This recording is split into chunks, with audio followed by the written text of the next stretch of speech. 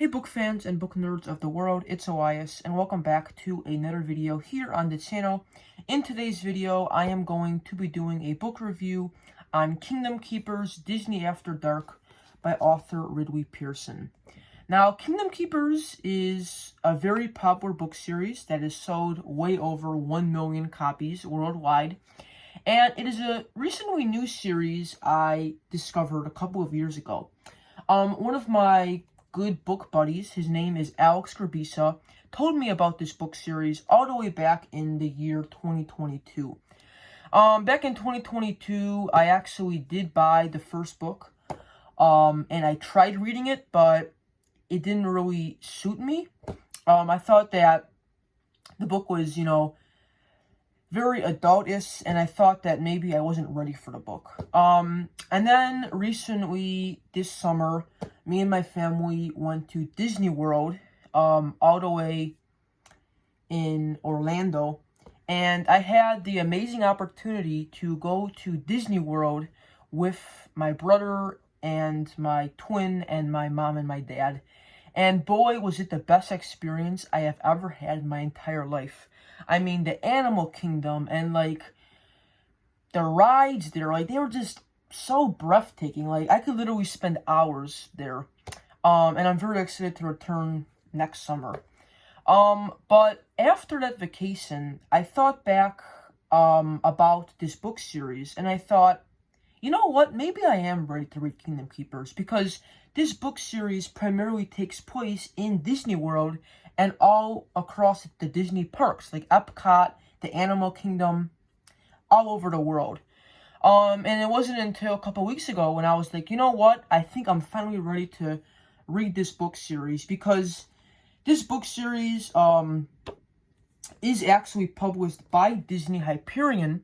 And these books are actually sold at Disney World. And I remember when I went to Disney World this summer, I actually saw these books in some of the gift shops and stuff. And I was like, you know what?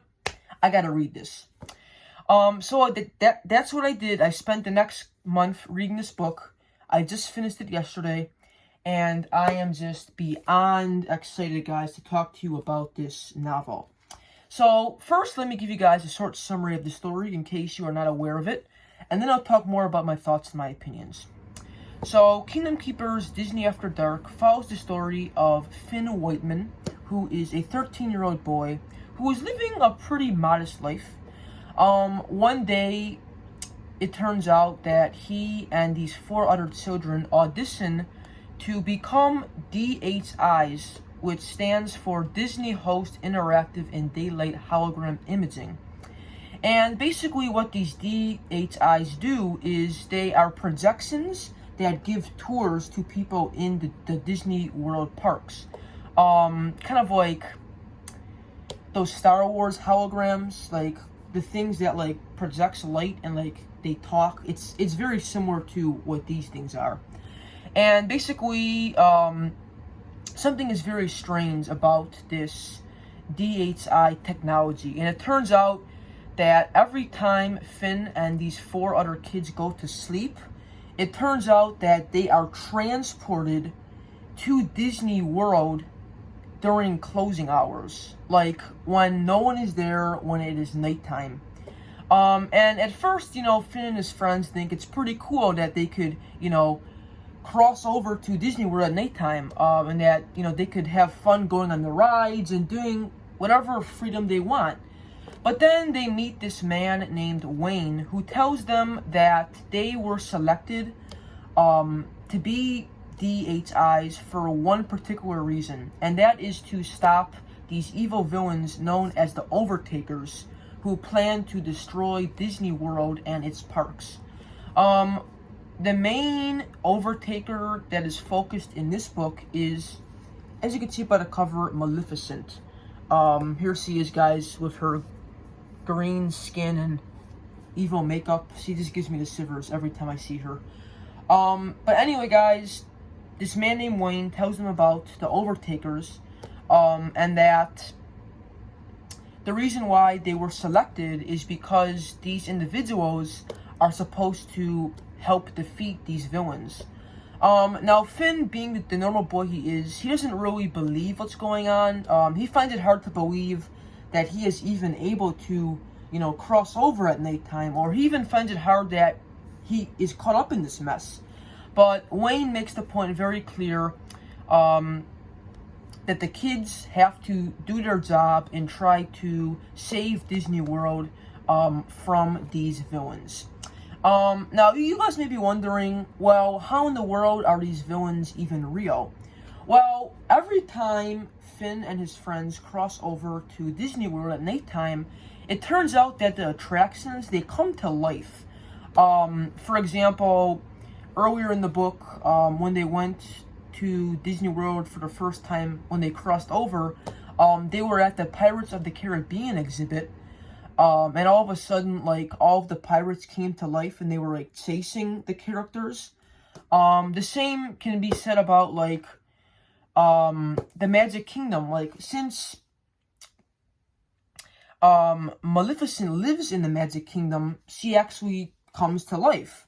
Or in the Little Mermaid exhibit, it turns out that Ursula comes to life. So all these exhibits that during the day are normal, at nighttime, they actually come to life, which is what Finn and his friends experience every night when their bodies cross over to Disney World. It's a little bit confusing. Like, a few times when I was reading this book, I was also a little bit confused about the whole magic system. I was kind of confused about, like, how, okay, you go to bed and when you cross over, you are in your hologram form. Like, it's a little bit confusing, guys. But generally, we just have Finn and his friends who discover this technology system. At nighttime, they're able to cross over to the Disney parks, and they have to try to stop Maleficent and the Overtakers before they conquer Disney as a whole. Now, the main expedition that the characters embark in this novel is they have to try to find Walt Disney's original pen. And this pen is the one that Walt Disney used for many of his animations, like Mickey Mouse and whatnot. So it's a very valuable pen, and the only way that they're going to defeat the Overtakers, for now, is to find this pen. So we basically have Finn and his friends, going on this amazing journey, going through the parks and trying to find this magical pen before Maleficent and the Overtakers get their hands on it, because they will do whatever it takes to try to destroy Disney. But yeah, guys, now I'm going to talk more about my thoughts and my opinions. That's a short summary of the story. If you guys want to find out more, you're just going to have to read it. Of course, there's many other amazing scenes in this book that I haven't even covered yet. Like earlier in the story, when Finn's mom realizes that Finn, is winding up, going to bed so early, she's just very surprised about her son. And of course, Finn can't tell her mom that, he's going to Disneyland at nighttime, because she wouldn't even believe him. But there's, so much cool scenes in this book, that made me smile, that made me laugh. Just lots of amazing, fun adventure scenes. I also really like the beginning of the book. I feel like Louis Pearson, did an amazing job with the opening. I mean, the opening line that he writes is, he found himself standing next to the flagpole in Town Square, in the heart of the Magic Kingdom, in his pajamas. How he'd gotten here, he had no idea. His last memory was climbing into bed. It felt like only minutes earlier. So, right from the start, I knew that this book was going to be good, and I enjoyed every single minute of it. If I had to rate this book on a scale of 1 to 10, I would probably give it a solid 7. It's definitely not the best book, I believe, in the world. I feel like Louis Pearson does at times kind of have a sloppy writing style. Sometimes he'll rush scenes, or sometimes he'll just, do dumb conversations for no reason. Even the ending, sorry guys, I'm going a little bit off track here, but at the ending, when they actually come face to face with Maleficent, the battle isn't even that good. It's, very, very short. You would expect, Maleficent to battle, you know, with a scepter or with her famous dragon, but it wasn't really like that.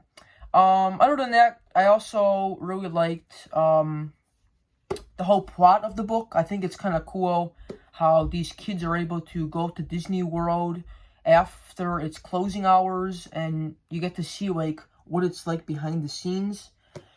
Because if you guys didn't know, Ridley Pearson actually, when he was doing research for these books, he had the experience to actually go to Disney World at nighttime. So you kind of get like an input of what his experience was like in this novel, which I very appreciate.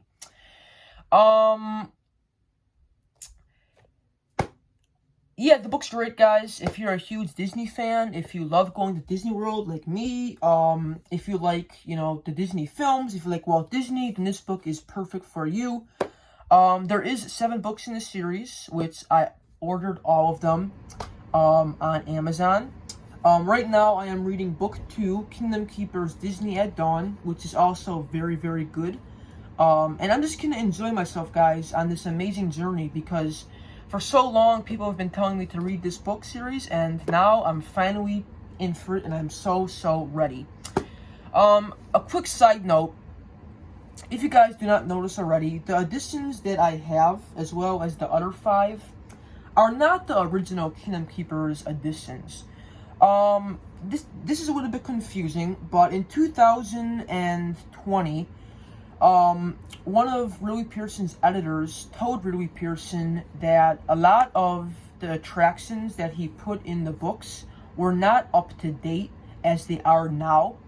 For example, in book 1, there was a reference in the original edition of Finn and his friends going to the Honey, I Shrunk the Kids exhibit, which really no longer exists anymore. So in 2020, Ridley Pearson basically did a major rewrite on the entire series. So the very first editions from 2005 to 2014 are still out in the world, but they're very, very rare. They're like $30 each, which is way too expensive. So basically, like I said, Ridley Pearson, he rewrote all 7 books, including this one, and he just did it to make sure that all of the rides were up to date, and that Disney fans, you know, weren't confused when they went to the park looking for a ride and it wasn't there. I really appreciate Ridley Pearson for these rewrites. I feel like over time his writing style has evolved and he's gotten very, very better at writing. So even comparing like the old editions to the new editions, I feel like he has done a great job, you know, putting in the work and making sure these books are nice and better than they originally were.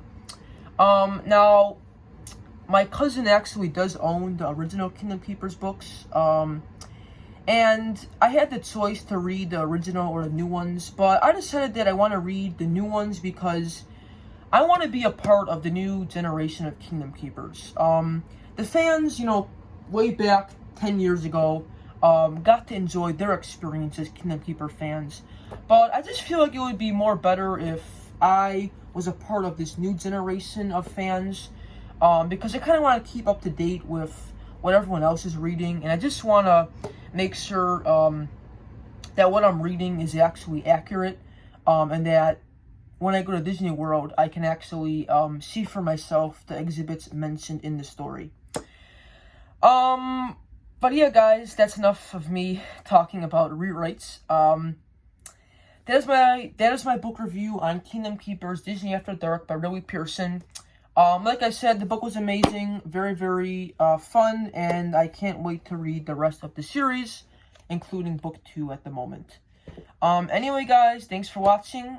Please tell me in the comments what your favorite book in this series is, or if you haven't read them, what is your favorite Disney World attraction? With that said, thanks for watching, and I'll see you on another video. Peace out.